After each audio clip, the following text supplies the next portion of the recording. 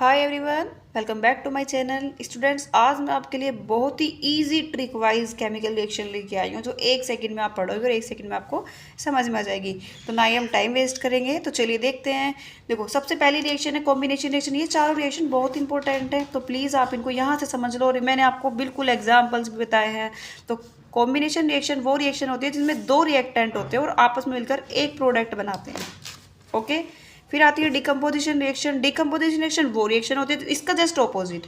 इसमें एक प्रोडक्ट होता है, सॉरी रिएक्टेंट होता है और उसमें दो प्रोडक्ट बनते हैं। अब देखिए एग्जांपल अगर मैं बात करूं तो यही सेम एग्जांपल ऑपोजिट हम कर सकते हैं। जैसे इसमें दो रिएक्टेंट है N2 प्लस H2, तो N और H मिलकर क्या बन जाएगा यहाँ पर NH3, इसको बोलते हैं बच्चों अमोनिया।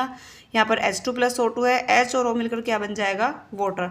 और बहुत सारे एग्जाम्पल है, Mg प्लस O2 आप कर सकते हैं, तो Mg प्लस O2 मिलकर क्या बन जाएगा मैग्नीशियम ऑक्साइड। बहुत सारे एग्जाम्पल्स है, तो मैंने ये बहुत ही बेसिक और बहुत ही ईजी एग्जाम्पल लिए, आप इजिली याद कर लो। रिएक्शन बैलेंस भी की हुई है, आप खुद से करके देख सकते हैं। डिकम्पोजिशन रिएक्शन में इसका जस्ट ऑपोजिट है। तो देखो, हमने एक इसमें प्रोडक्ट था तो वो प्रोडक्ट बन गया हमारा रिएक्टेंट। तो रिएक्टेंट मैंने देखो जस्ट इसको अपोजिट कर दिया। यहाँ पर आप वाटर वाला एग्जांपल भी ले सकते हैं। तो अमोनिया है, अब हमें पता है कि अमोनिया जो है हमारा NH3 है वो H2 और N2 से मिलकर बना है। तो देखिए N2 अलग निकल गया, H2 अलग निकल गया, तो ये रिएक्शन बैलेंस कर दिया है।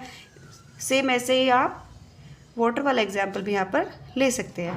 नेक्स्ट आती है बच्चों displacement reaction. Displacement reaction is very important reaction, इससे बहुत क्वेश्चन बनता है। डिस्प्लेसमेंट और डबल डिस्प्लेसमेंट रिएक्शन, ये दो रिएक्शन है जिनसे बहुत ज़्यादा क्वेश्चन बनता है, तो प्लीज़ इस पर ध्यान देना। डिस्प्लेसमेंट रिएक्शन में होता क्या है, इसमें एक मेटल मतलब दो मेटल्स होती हैं, एक हाई रिएक्टिव मेटल होती है, एक लो रिएक्टिव मेटल होती है। तो होता क्या है, जो हाई रिएक्टिव मेटल होते हैं वो लो रिएक्टिव के साथ में एक्सचेंज हो जाती है। देखो, इसमें एक रिएक्टेंट ये है, लाइक जैसे मैंने ले लिया कॉपर सल्फेट। एक रिएक्टेंट ये है, जैसे मैंने यहाँ पर ले लिया फेरस मेटल। अब देखिए यहाँ पर दो मेटल्स है, कॉपर एंड फेरस। अब यहाँ पर मैं बता दूँ आपको, इसमें जो फेरस है यानी कि ये जो रिएक्टेंट है C, इसकी इलेक्ट्रोनेगेटिविटी सॉरी रिएक्टिविटी जो होती है वो ज़्यादा होती है। जब इसकी रिएक्टिविटी ज़्यादा होती है तो ये जो होता है लो रिएक्टिव वाले के साथ में एक्सचेंज हो जाता है। तो ये C यहाँ चला जाएगा तो AB बन जाएगा, मतलब ये बन जाएगा। और आपका जो C है कॉपर है वो बाहर निकल जाएगा, A बाहर निकल जाएगा, C यहाँ आ जाएगा।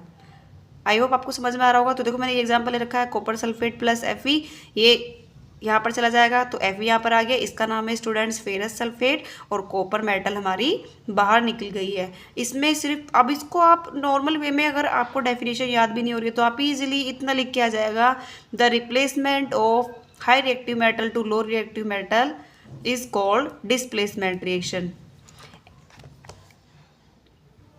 सीधी सी बात है कि लो रिएक्टिव मेटल जो होती है वो हाई रिएक्टिव मेटल के साथ में एक्सचेंज हो जाती है, हाई रिएक्टिव मेटल उसको एक्सचेंज कर देती है।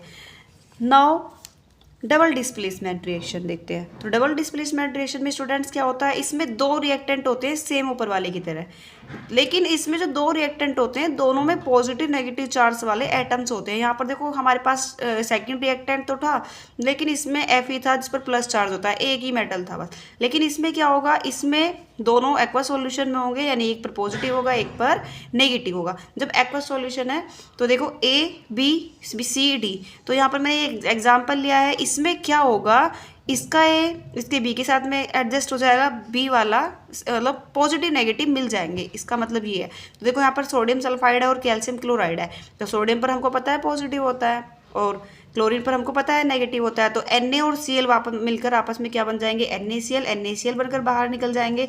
मैंने ये बैलेंस नहीं किया, बैलेंस आप खुद से करेंगे, मैंने बैलेंस इक्वेशन सिखाई हुई है। उसके बाद में सल्फर है और यहाँ पर कैल्शियम है, तो यहाँ पर आपका कैल्शियम सल्फाइड निकल जाएगा बाहर। देखो कैल्शियम सल्फाइड सिमिलर एक है, यहाँ पर आपको आगे 2 लगा, मैं थोड़ा सा बता रही हूँ, यहाँ पर आपको आगे 2 लगाना है। तो यहाँ पर ये Na2 है तो यहाँ पर आगे यहाँ 2 लग जाएगा, NaCl हो जाएगा। अब यहाँ पर 2 लगाया है, यहाँ पर आपने 2 लगाया है आगे, तो अब कैल्शियम भी 2 हो जाएंगे।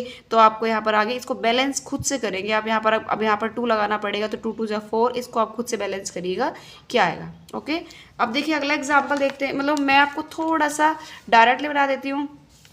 कॉम्बिनेशन रिएक्शन में मैंने भी जस्ट क्या बताया था कि जिसमें दो रिएक्टेंट जो होते हैं वो एक प्रोडक्ट बनाते हैं। ठीक है, तो आप इसकी डेफिनेशन इस तरह लिख सकते हैं, when 2 reactants makes 1 product is called combination reaction.